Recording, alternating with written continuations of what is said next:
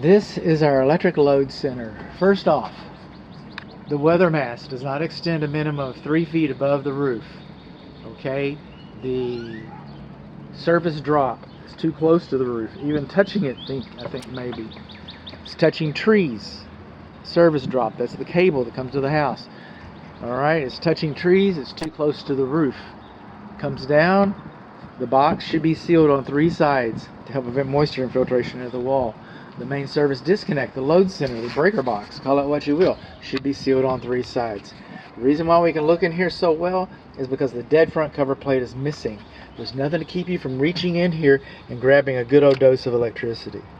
According to new calculations, L1 and L2 are undersized.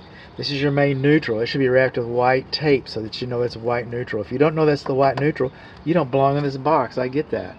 But the code says it should be wrapped with white tape. That's what the code says. Manufacturer says it should be labeled. It should have the dead front. Code says it should be labeled. It should have a dead front. We don't have those things. Manufacturer says you shouldn't have paint inside the contaminants inside of the cabinet. Okay, that's what you shouldn't have. When we come over here, this is a 30 amp break. Ooh, there's a 30 amp breaker. You got a tie. 30 amp breaker. You got a tie.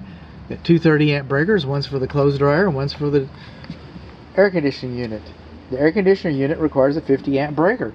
It's undersized. I don't know which one of these belongs to the air conditioning unit, but either one of them, both of the 220s, are undersized. Okay, what else have we got?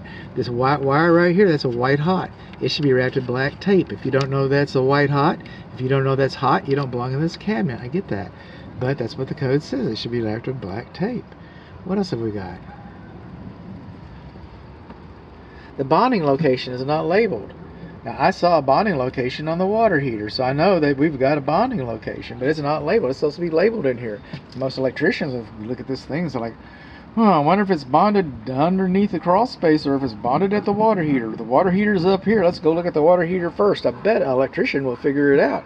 But it's supposed to be labeled. What if it's not bonded at the water heater? But that's why they make those rules.